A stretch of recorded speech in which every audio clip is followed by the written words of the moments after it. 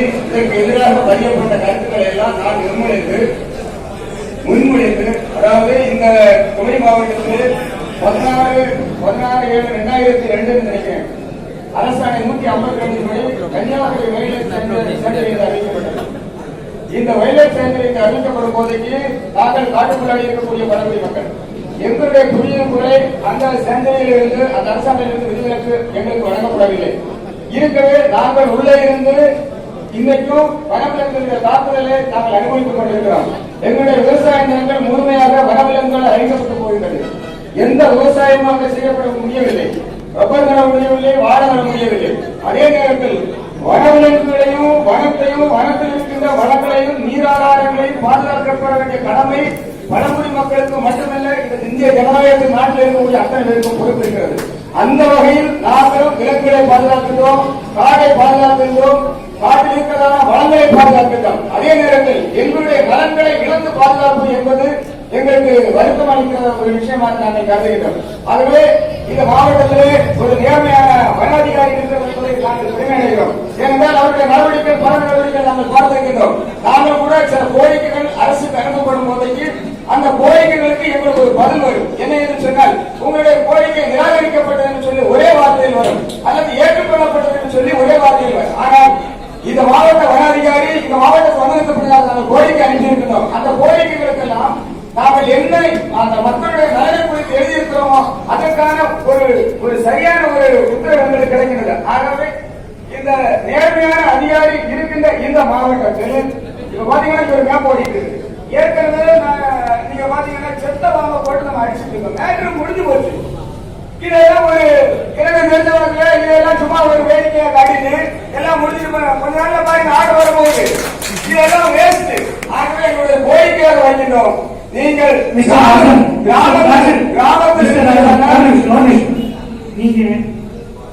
மக்களுடைய கருத்து என்கிட்ட சொல்லுங்க. மக்களுக்கு இந்த பொதுக்கூட்ட மாதிரி பேசுறீங்க, என்ன விஷயத்தை சொல்லுங்க.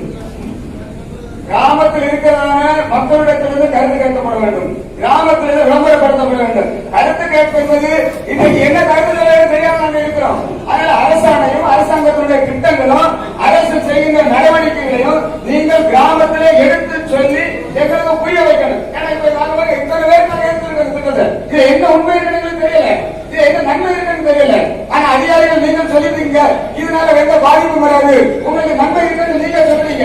எங்களால நம்ப முடியல, ஏன்னா அரசாங்க அந்த திட்டத்தில் என்ன இருக்குன்னு நாங்க படிச்சு பார்த்தல, எங்க கிராமத்து மக்களுக்கு தெரியல.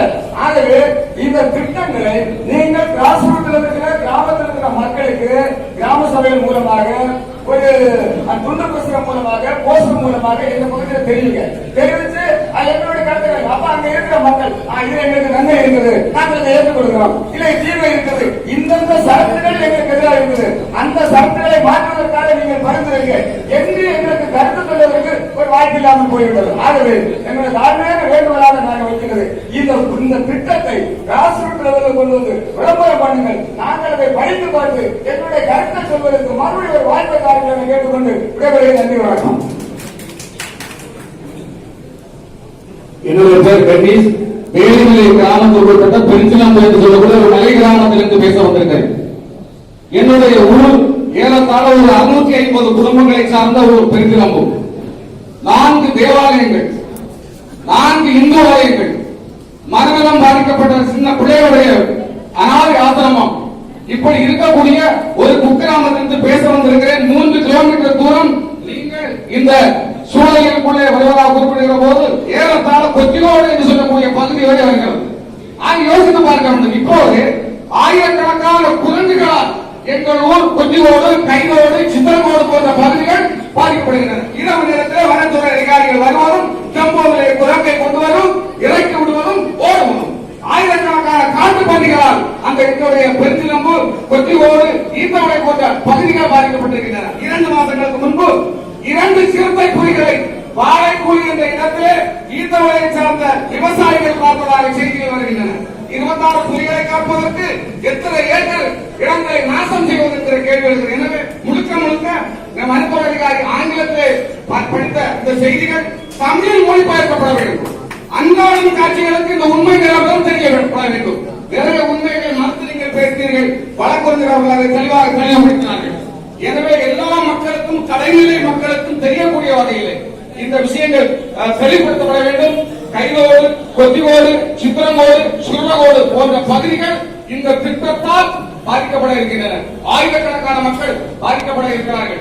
2 பள்ளிக்கூடங்கள் நீங்கள் குறிப்பிட்டிருக்கின்ற இடத்துக்குள் இருக்கிற அரசாங்கத்தினுடைய உயர்நிலை பள்ளி, ஒரு துவக்க பள்ளி, ஒரு மனநலம் குன்றக்கூடிய பிள்ளைகளுடைய காப்பகம், இவை அனைத்தும் இந்த பகுதியிலே வருகிறது. எனவே உண்மைகளை சாதாரண மக்களுக்கு தெளிவுபடுத்த வேண்டும், புரிய வைக்க வேண்டும் என்று நேரத்தில் பதிவு செய்த திட்டமே ஒரு தவறான திட்டம். எனவே திட்டத்தை நீங்கள் கைவிட வேண்டும் என்று கேட்டுக்கொள்கிறேன். என்னுடைய பெயர் ஜஸ்டின்.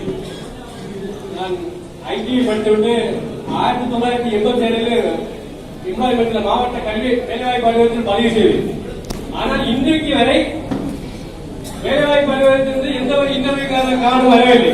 அதற்காக என்ன செய்தேன் என்றால் விவசாயம் செய்யலாம் என்று சொல்லி கொஞ்சம் வாழைகள் நடுவதற்காக மனிதர்களோட பிள்ளைகளோட நகைகளை எல்லாம் வங்கியில் அடகு வைத்து வாழை நட்டால் காலையில் முதல் மாலை வரை குறைக்கிறது சல்லியம். இரவு முதல் 6 மணி முதல் காலை நேரம் முடிகிறது பண்டிகையுடைய தெரியும். இந்த இதில போட்ட பணம் அத்தனை போச்சு. வேலையும் இல்லை, படித்து வேலை இல்லாத விவசாயத்துக்கு போனோம். வங்கியில் அடகு வைத்து இந்த மாதிரி நகைகளை வாங்கி லோன் எடுத்து பயிர் செய்தால் பயிர்களை காட்டு மிருகங்கள் அழிக்கின்றன. எங்களுடைய ஆடு மாடுகள் எங்களுடைய தொழுவத்தை வைத்து வளர்க்கப்படுகின்றன. அடுத்த வீட்டில் போய் பயிரை வைத்து போலீஸ்ல கம்ப்ளைண்ட் கொடுப்பார், மாடை பிடிச்சிட்டு போட்டு பயணிக்கணும். ஆனால் வனத்துறையில் உள்ள காட்டு விலங்குகள் விவசாயிகளுடைய வாழை மலைகளையும் இந்த பயிர்களின் பல வகைகளை அனைத்தையும் நாசப்படுகிறது. இதற்காக ஏதாவது நஷ்டம் கொடுத்துருக்கீங்களா? 2000 மாலைகள் 1000 மாலைகள் ஓகி புயலில் அடைந்தது. அரசாங்கம் கொடுத்த நஷ்டஈட்டு தொகை 4550 ரூபாய். வாழைக்கண் வாங்குவதற்கு கூட தேவையில்லை. எனவே இந்த சுற்றுச்சூழல் என்பது தேவையில்லாத ஒன்று. அதை நீங்கள் ரத்து செய்ய வேண்டும். இந்த வனவிலங்குகளை அந்த சரகத்துக்குள்ள அந்த காட்டு விலங்கு காடுகளுக்குள் வைத்து பராமரித்து விவசாயிகளை வாழங்கள் என்று கேட்டு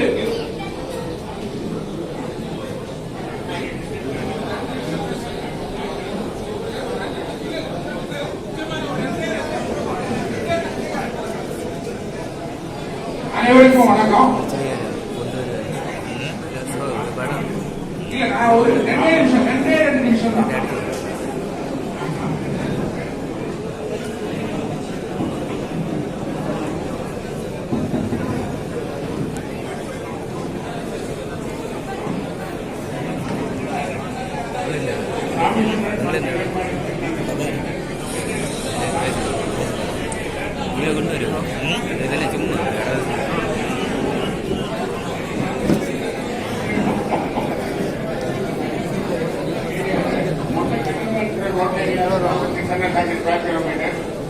Private forest, regular forest, coastal zones, Arthur Corporation, Kenapoga, Baitula area, about 575 kilometers. Other than our development, including airport, including other commercial harbor, the other areas are already there under planning phase, which cannot be converted to real estate. Up to the area portable. Other restrictions on that it becomes more difficult. Rendavudu main point, another point, generally everybody has discussed, so you take it out. Second point I want to say is not to anybody. Kanyakumari wildlife sanctuary is Kalakar Mandana very extensive. That's the purpose very Kerala to talk about. So continuously square kilometers. Kalakar Mandana square kilometers. Kalakar Mandana is much bigger than that. Kerala forest area அதோட best area கிடைக்கும். அப்படி இருக்கும்போது whole continuous area of more than 1,000 kilometers அந்த wildlife sanctuary. அதுக்கு மேலே கொடுத்துள்ள area பெருசா ஒரு பர்பஸ் சர்வார் இல்லை. You can confine the wildlife within that 1,000 kilometers. It is possible to manage the forest very well all the way without exposing it to the private land. அதனால எங்களுடைய commission சொன்னாங்க இந்த திட்டம் கன்னியாகுமரி டிஸ்ட்ரிக்ட் பொறுத்தவரையில் அவசியம் இல்லை. It is possible to restrict it to a very nominal level or don't have to create a zone because the area is wide and it is continuous and so many areas will not continue to need corridors for connectivity. There is no need for a corridor. It is absolutely continuous and no human occupation anywhere there. அப்படி இருக்கும்போது அதுக்கு வெளியில் கூட no entrance also. So confine yourself to the forest area as it is. Provide fencing, provide compound, whatever barricades you want, so that animals will not go into the area. You want to not go into the area. So that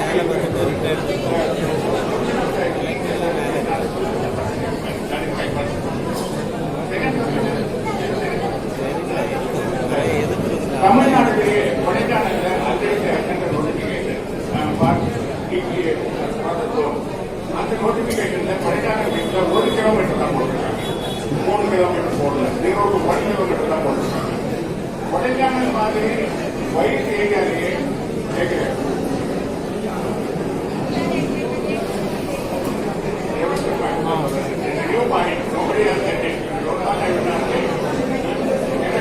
கொடைக்கானல்ல 1 kilometre area யாரும் சொல்லல. கொடைக்கானல்ல 1 kilometre தான் zone போட்டிருக்காங்க. இந்த proposal is already out. அப்படி இருக்கும்போது கன்னியாகுமரியில 3 கிலோமீட்டர் எக்ஸ்டெண்ட் பண்றதுக்கு ஜஸ்டிபிகேஷன் கிடையாது. You can reduce it to 100 meters or you can cut it off, but there is no justification for increasing it from 1 to 10 kilometers. In Kodaikanal, generally in the forest area, it is not difficult. It is occupied area. One of the point in the இப்ப proposal zone, latitude பார்க்கிறது எங்க இருக்குன்னு யாருக்கும் தெரிய மாட்டேங்குது. latitude கொஞ்சம் எல்லாம் அமைதியா இருக்கு. exact latitude longitude அதை மார்க் பண்ண முடியாது. Actually, government has to mark the position of the proposed eco zone on the land so that people can watch it and find out எவ்வளவு அஃபெக்ட் பண்ணுது, யாருக்கு ரிசல்ட் அப்புறம் இப்போ கூடுதல் எல்லா ஆளுகளும் சும்மா ஜெனரலா அஃபெக்ட் ஆகுது, ஆளுகளுக்கு தெரியாது யாரும் அதை பற்றி எக்ஸாக்டா தெரியாது. எனக்கு சுமார இந்த விஷயத்தை பற்றி ஐடியா உண்டு. ஐநூறு ஜெனரலி காங்கிரஸ் 500 ஆகும். என்னாலே எங்க பற்றி கண்டுபிடிக்க முடியல. அப்படி இருக்கும்போது எங்களை மார்க் பண்ணி அந்த ஒப்பீனியன் கேட்டாலும் சொல்ல பண்ணுங்க. One more point. This is not very common. Today, very important corridor like Alvai Bypass and similar area are included in the eco zone.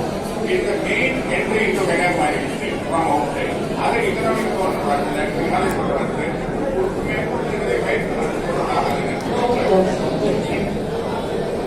என்னுடைய பெயர் கவரன்சி ஞானாசன், ஓய்வு பெற்ற சிஎஸ்ஐ போதகர். இந்த மாவட்டத்தை பொறுத்தவரையில் பல ஏரியாவில் படிச்சத காரணத்தால் நாங்கள் இருக்கோம். மூலச்செல்லிகளை நான் படிச்சுகிற போது அந்த பகுதியில் உள்ள விவசாயிகள் கொட்டடித்து குரங்குகளை விரட்டுவதை நான் அதிகமாக பார்த்திருக்கிறேன். வாழை பயிரத்துக்கு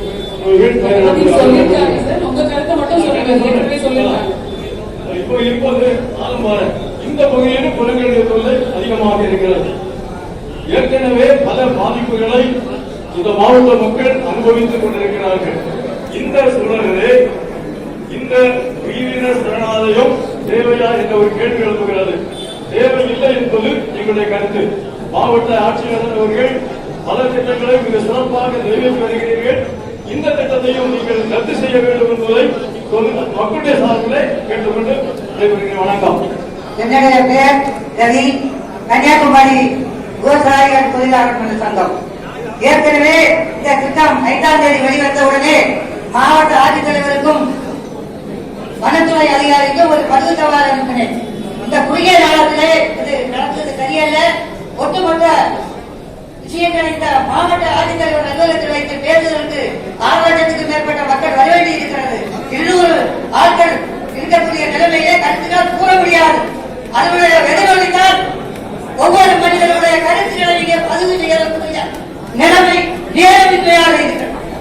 அதே போல ஒரு நிமிஷம், அதே போல புலிகள் சரணாலயம், காக்கா திட்டம், வனவிலங்கு சரணாலயம் போன்ற திட்டங்களை மக்களிடத்தை கருத்து கேட்காமல் திணிக்கப்பட்டுள்ளது. இப்போது உயர்நில இந்த திட்டத்தை ஏற்பதற்கு மட்டும் ஒரு அறிக்கை வெளியிட்டிருக்கிறார். அதே போல 2006 வனவுரிமை சட்டத்திலே வழங்கக்கூடிய உரிமையான உச்சநீதிமன்றத்தினுடைய உத்தரவுப்படி இந்த மக்களுக்கு சென்றடைய நிலைமை இருக்கிறது. ஆகவே இந்த சட்டத்தை, இந்த திட்டங்களை நிறைவேற்றப்படும் கிராமத்தோறும் நீங்கள் கருத்து கேட்பு கூட்டம் நடத்தி இந்த திட்டத்தை நடைமுறைகளுடன் உங்களுடைய எங்களுடைய கருத்துக்களை கேட்டால்தான், திராவிடத்தை கேட்டால்தான் எங்களுக்கு இருந்து கருத்துக்களை கூற முடியும். எங்களுக்கு கருத்துக்களை கூறுங்கள் என்று சொல்லிவிட்டு இங்கே கூப்பிட்டால் இந்த திட்டத்தினுடைய நிலைமையை பற்றி புரியாத நாங்கள் பெரிய கருத்துக்களை சொல்ல முடியாது. ஆகவே இந்த திட்டத்தை ரத்து செய்ய வேண்டும் என்று கேட்டு முடித்துக் கொள்கிறேன். நன்றி, வணக்கம். என்னுடைய பேர் ஜெயராம், தனிக்காரங்குளம் ஊராட்சியினுடைய முன்னாள் தலைவர், பாரதிய ஜனதா கட்சியினுடைய மாவட்ட செயலாளர். கன்னியாகுமரி மாவட்டத்தில் சுற்றுச்சூழலை பாதுகாப்பதற்காக வனத்துறை இங்கே எதுவும் சாதித்துவிடவில்லை என்றும், ஏற்கனவே இங்கு வாழ்கின்ற மக்கள் சுற்றுச்சூழலை நன்றாக பாதுகாத்து வருகிறார்கள் என்பதை நான் இங்கே பதிவு செய்ய விரும்புகிறேன். கன்னியாகுமரி மாவட்டத்தில் இருக்கின்ற எந்த ஒரு வீட்டை நீங்கள் எடுத்துக்கொண்டாலும் வீட்டை சுற்றி மரம் வளர்க்கிறார்கள், செடிகள் வளர்க்கிறார்கள், இயற்கையோடு ஒத்து வாழ்கிறார்கள் என்பதை நாம் புரிந்து கொள்ள வேண்டும். கன்னியாகுமரி மாவட்டத்தினுடைய வனத்துறை கைவசம் வைத்திருக்கின்ற வனப்பகுதியை எடுத்துக் கொள்ளுங்கள், தனியார் எஸ்டேட்டுகளை எடுத்துக் கொள்ளுங்கள். மரங்கள் எங்கே செழிப்பாக இருக்கின்றன? தனியார் தோட்டங்கள் மக்களுக்கு வாழ்வாதாரத்தை அளித்துக் கொண்டு சுற்றுச்சூழலை பாதுகாக்கின்றன. ஆனால் வனத்துறையினுடைய இடம் எந்த விதமான வருமானமும் இல்லாமல் சுற்றுச்சூழலுக்காக மட்டும் பயன்படுத்தப்பட்டு வருகின்றன. புறம்போக்கு நிலங்களில் இருக்கின்ற மக்களை எடுத்து பாருங்கள். 10 சென்ட் 5 சென்ட் அவர்கள் கைவசம் வைத்திருந்தால் 1 சென்டில் வீடு வைத்திருப்பார்கள். அவர்கள் சுற்றிலும் மரங்கள் ஏதாவது நட்டு விவசாயம் செய்து கொண்டிருப்பார்கள். ஆகவே சுற்றுச்சூழலை பாதுகாப்பதில் கன்னியாகுமரி மாவட்ட மக்கள் என்றுமே சளைத்தவர்கள் அல்ல என்பதை புரிந்து கொள்ள வேண்டும். சுற்றுச்சூழலை பாதுகாக்கிறோம் என்ற பெயரில் இங்கே புலிகளை விடுவது, யானைகளை விடுவது, ஒட்டுமொத்த விவசாயத்தை அழித்து சுற்றுச்சூழலை அழிக்கின்ற ஒரு சூழ்நிலையை இந்த வனத்துறை கைவிட வேண்டும். அரசாணை MS 201 13/8/2012 களக்காடு முண்டந்துறை புலிகள் காப்பகத்துடன் கன்னியாகுமரி மாவட்ட வனப்பகுதிகளை இணைக்கிற அரசாணையை ரத்து செய்ய வேண்டும் என்று கேட்டுக் கொள்கின்றேன். தமிழக அரசினுடைய திட்டமாக இருந்தாலும் சரி, மத்திய அரசினுடைய திட்டமாக இருந்தாலும் சரி, சுற்றுச்சூழல் தேவை. அதே நேரம் கன்னியாகுமரி மாவட்டத்தினுடைய சூழ்நிலை புரிந்து கொண்டு அதை இங்கே செயல்படுத்த வேண்டியது அதிகாரிகளுடைய கடமை. ஆகவே பாரதிய ஜனதா கட்சி இந்த திட்டத்தை முழுமையாக எதிர்க்கிறது என்பதை நான் பதிவு செய்கிறேன். நன்றி, வணக்கம். என்னுடைய பெயர் சர்வேஸ்வரி. நான் ஒரு சமூக ஆர்வலர், பொன்மனை பகுதியில் இருந்து வந்திருக்கிறேன். என்னுடைய பொன்மனை பகுதியில் கொலைசேகரம் திரும்பமோடு, கொலைசேகரம் அரசுமூடு, செருவிக்கோணம், மங்கலம், இடக்கட்டல்கால, பொன்மனை, கிழக்கம்பாக்கம், பெருஞ்சாணி, வெண்டையோடு, ஈஞ்சக்கோடு அந்த பகுதிகள் எல்லாம் குரங்குடைய அட்டகாசம் மிகவும் பெருகிக் கொண்டிருக்கிறது. இங்கே பேசினவர்கள் எல்லாம் முதல் பேசினார்கள். ஆனால் கூலி வேலை செய்கிற பெண்கள் வீட்டிலிருந்து வெளியில் சென்றால் திரும்ப வரும்போது அவளுக்கு சாப்பாடு பிள்ளைகளுக்கு கிடையாது. மதிய சாப்பாடு பிள்ளைகள் ஸ்கூலில் இருந்து சாப்பிடுவார்கள். ஆனால் அந்த கூரையை அப்படியே பிடுங்கிக் கொண்டு குரங்குகள் அவ்வளவு அட்டகாசமாக சமைத்து வைத்த சாப்பாடு எல்லாம் எடுத்து வீணாக்கி கொண்டிருக்கிறது. அது மட்டுமல்ல, அதற்கு ஒன்றும் குரங்குகளுக்கு கிடைக்கவில்லை என்றால் அது அந்த டாப்பா போட்டிருக்காங்க. இந்த வங்கியில எல்லாம் எல்லா வீடும் இடிந்து சமூக ஆராய்ச்சி கொண்டு டாப்பா கொடுத்திருக்காங்க. அதை அப்படியே பிடுங்கி அந்த ஓடவாலும் சரிதான் அந்த ஆஸ்பத்திரியை அப்படி பிடுங்கிக் கொண்டு இருக்கிறது. அப்ப எத்தனையோ பேர் வீடியோக்கள் எடுத்து வைத்திருக்கிறார்கள். நான் கேட்பது ஒன்று, மக்களுக்காக செய்ய வேண்டிய நல்ல காரியத்தை நீங்கள் செய்ய வேண்டும். ஏனென்றால் அதிர்வு மண்டபம் கொண்டு வருகிறீர்கள் என்று சொல்லுகிறீர்கள். ஆனால் 0.5 நடந்தது போல 8 வீடுக்கு பதிலாக போராட்டம் நடத்தினவர்கள் கூட, எம்எல்ஏக்கள் எம்பிக்கள் போராட்டம் நடத்தினவர் கூட மறுநாள் ஆட்சியாளர் இருந்த அத்தனை வீடையும் பிடித்தீர்கள். அதே போல் எங்களுக்கு அநேக பேசினார்கள். இது ஒரு கண்துடைப்புக்காக அல்லாமல் எங்களுடைய மக்களுடைய வாழ்வாதாரம் பெருக வேண்டும். நீங்கள் அதிர்வு மண்டலம் கொண்டு வரதுக்கு முன்னாலேயே குரங்குகளின் அட்டகாசம் பெருகிக் கொண்டிருக்கிறது. பிள்ளைகளுக்கு சரியாக வீட்டுக்குள் இருக்க முடியாது. அந்த மாதிரி சூழ்நிலையில் அதிர்வு மண்டலம் கூட கொண்டு வந்தால் எப்படிப்பட்ட பாதிப்பு ஏற்படும் எங்கள் 17 கிராமங்கள் என்பதை நீங்கள் ஒருமுறை சிந்தித்து முடிவெடுத்துக் கொள்ள வேண்டும் என்று கேட்டுக்கொண்டு முடிகிறேன். நன்றி. மரியாதைக்குரிய மாவட்ட ஆட்சித்தலைவர் அவர்களே, மரியாதைக்குரிய மாவட்ட வன அலுவலர் அவர்களே, எனது பெயர் ஞானதாஸ், கன்னியாகுமரி மாவட்ட ஜனதாதளம் தொழிலாளர் சம்மேளனத்துடைய தலைவர். உங்களிடத்தில் இத்திட்டத்தை குறித்து ஒரு சில கருத்துக்களை சொல்ல கடமைப்பட்டிருக்கின்றேன். சுற்றுச்சூழல் பாதுகாப்பு சட்டம் 1986 சரணாலயம் என்று அறிவிக்கப்பட்டீர்கள். சரணாலயம் என்று அறிவிக்கப்பட்ட அன்றிலிருந்து 6 முதல் 6 வரை வாழ்கின்ற மக்களுக்கு உடுக்க துணி வாங்கி வீட்டிலே போட்டிருந்தால் அந்த துணியை குரங்குகள் வந்து கடித்து நாசம் செய்து உண்ண உணவை வீட்டிலே வைத்திருந்தால் சமைத்து வைத்திருந்தால் மாலையிலே வருகின்ற நேரத்தில் குரங்குகள் என்று அதை சாப்பிட்டு விட்டு செல்லுகின்றது. இரவு வேளையிலே காட்டுப்பன்றி. மனிதனுக்கு ஒரு சுகாதாரம் முக்கியம் என்னவென்று சொன்னால் வாழ்க்கைக்கு முக்கியம் தூக்கம். இந்த தூக்கம் இல்லாமல் இரவு முழுவதும் வீட்டை சுற்றி காட்டுப்பன்னியை விரட்டுகின்ற ஒரு சூழ்நிலையில் தள்ளப்பட்டுக் கொண்டிருக்கின்றது. சரணாலய திட்டம் நீங்கள் அமல்படுத்தப்பட்ட போது இப்படிப்பட்ட துன்பத்தில் மக்கள் ஆழ்ந்திருக்கிறார்கள் என்று சொன்னால் சூரியன் அதிர்வு தாழ்ந்து மண்டலம் நீங்கள் இந்த மாவட்டத்திலே அமைக்கப்பட்டால் என்னவாகும் என்பதை நீங்கள் சிந்தித்து பார்க்க வேண்டும். மதிப்புக்குரிய மாவட்ட ஆட்சித்தலைவர் அவர்கள், மதிப்புக்குரிய வன அலுவலர் அவர்கள், நீங்கள் கண்டிப்பாக இந்த திட்டத்தை இங்கே புகுத்தக்கூடாது. இது மக்கள் விரோத திட்டம், இது மக்களுக்கு விரோதமான செயல் என குமரி மாவட்ட மதசார்பற்ற ஜனதாதளம் தொழிலாளர் சங்க சார்பில் இங்கு கூடியிருக்கின்ற பொதுமக்கள் சார்பில் திருப்பி கேட்டு விடுகிறேன். நன்றி, வணக்கம்.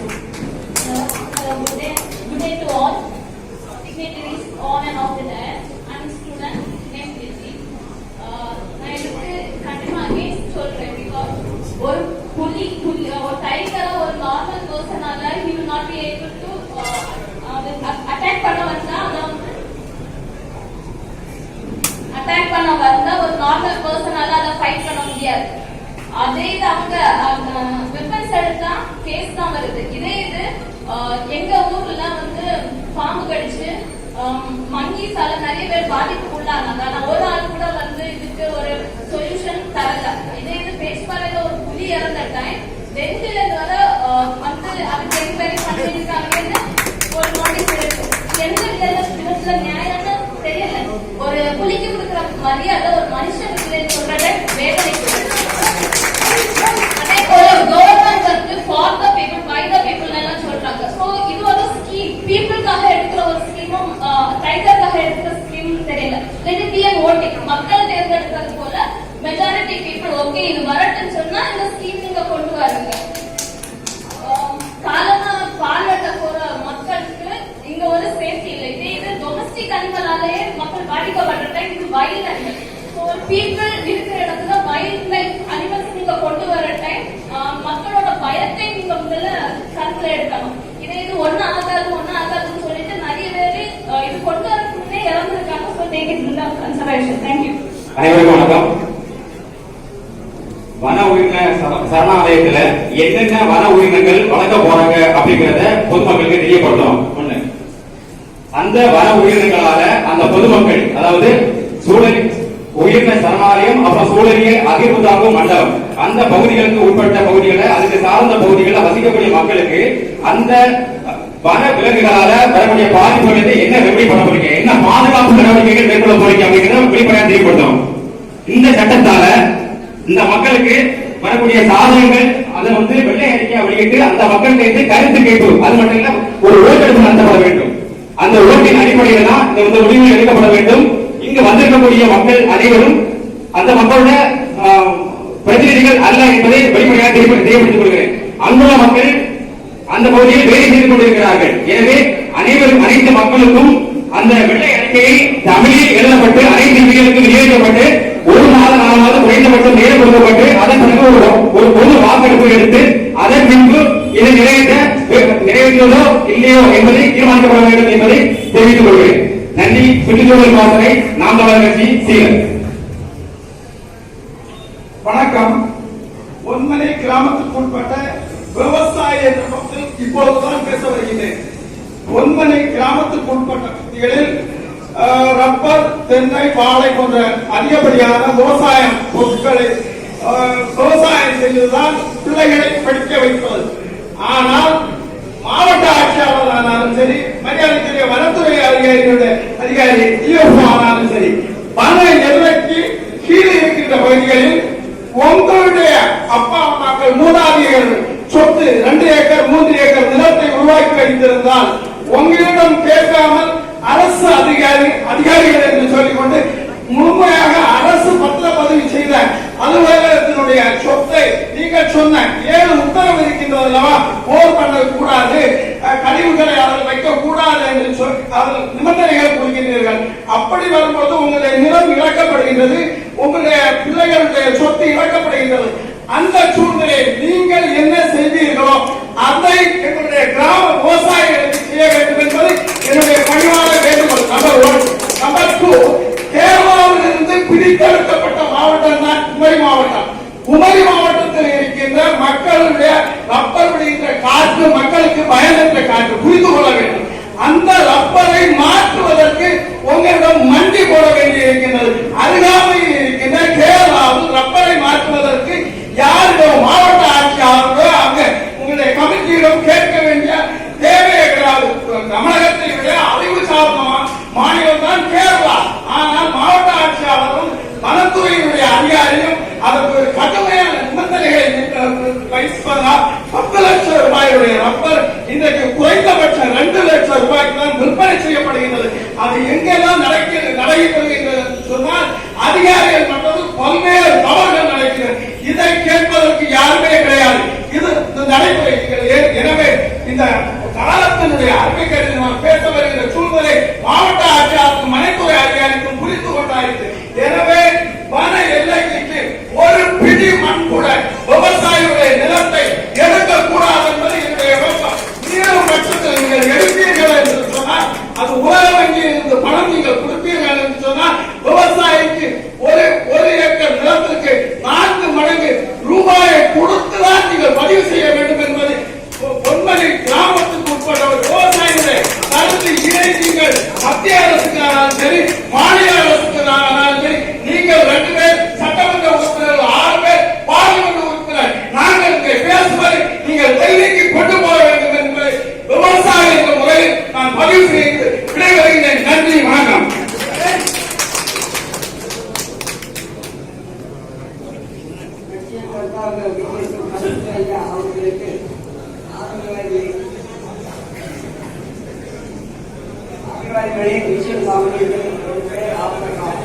நான் ஒரு விவசாயி. மேற்கு தொடர்ச்சி மலையிலே ஆயிரக்கணக்கான மக்கள் வாசம் தேசமொழி 1956 தாய் தலைமுறையோடு இந்த குமரி மாவட்டத்தை சென்றபோது அங்கே ஏராளமான மக்கள் நிலமில்லாத இருந்த போது மேற்கு தொடர்ச்சி மலை தாராளமன்ற கிணத்தை வெட்டி பயிர் செய்து மரம் வளர்த்து ஆயிரக்கணக்கான மிருகங்கள் ஊட்டு வாழ்கின்றன. அந்த இடத்தை நிறைய காட்டை அரசுக்காக ஆக்கிவிட்டார்கள் வனத்துறை. இப்போ நாங்கள் எந்த அறிவுரை எடுத்து வருவதற்கு வாய்ப்பில்லாத நிலையில் யானை, குரங்கு, பன்றி, கரடி, மாங்கி நபர்களை கணித்தும் இருக்கிறது. போலீஸ் அதிகாரியும் அதில் ஒருவர் ஆவார். இதை போலீஸ் அதிகாரி ஒருவர் ஆவார். இப்படிப்பட்ட சங்கடமான நிலையில் இருக்கும்போது இங்கே களக்காடு முன்னத்துறை இந்த பகுதியை போல குமரி மாவட்டத்தை புலிகளின் சரணாலயம் ஆக்கிவிட்டார்கள். அதனால் எங்களுக்கு பல இழப்பு. பல மக்கள் ஆடு வளர்க்க முடியாது, மாடு வளர்க்க முடியாது. வீட்டிலே இருக்கக்கூடிய பொருட்களை அப்படியே அடித்து திட்டு ஓடிவிடுகிறது. இந்த மாதிரி சூழலை இருக்கிறது. இதற்கு இடையில் 17 ஆரம்பத்தில் இருந்து அங்கே 6 வரையிலும் உள்ள 17 கிராமங்கள் இந்த அதிர்வு அமைப்பை ஏற்படுத்தினால் ஆகவாயின் மக்களுடைய வாழ்வாதாரம் என்பது அச்சு போய்விடும். மனிதன் உயிர் வாழவே குமரி மாவட்டத்தில் முடியாது என்பதை தெரிவித்துக் கொண்டு இந்த அதிர்வுகளை வேண்டாம் என்று என்னுடைய கருத்தை இந்திய கம்யூனிஸ்ட் கட்சியின் சார்பில் என்னுடைய பதிவை ஐயா பதிவு. நன்றி, மாவட்ட துணைத் தலைவர் முதல்வருடைய கேள்வி மாவட்ட ஆட்சியர் அவர்களுக்கு. மாவட்ட ஆட்சியர் அவர்கள் கருத்து கேட்பு கூட்டத்தை வைத்திருக்கிறீர்கள், அதை வரவேற்கிறோம். அதே வேளையில் சம்பந்தப்பட்ட ஒட்டுமொத்த பஞ்சாயத்திற்கோ அல்லது குமரி மாவட்டத்திற்கோ தாங்கள் வெள்ளை அறிக்கை பதிவு செய்தது உண்டா? அதை தாங்கள் இந்த கூட்டத்திலே பதிவு தெரியப்படுத்த வேண்டும். ஒன்று. இரண்டாவது, தாங்கள் அழைத்திருக்கின்ற இந்த கூட்டத்திற்கு முறையாக இங்கே இருக்கிற குமரி மாவட்ட மக்கள் அனைவரும் கலந்து கொண்டார்களா? அதையும் தாங்கள் பதிவு செய்யப்பட வேண்டும். அதுபோல இந்த சுற்றுச்சூழல் அதிர்வு இப்போது இந்த நிலைமைக்கு என்ன காரணம் வந்தது, என்ன தேவை வந்தது என்பதை மாவட்ட ஆட்சியர் தெளிவாக மக்களுக்கு தெரியப்படுத்த வேண்டும். அதே போல மாவட்ட வனத்துறை அதிகாரி அவர்களுக்கு ஒரு கேள்வி. அந்த கேள்வி என்ன?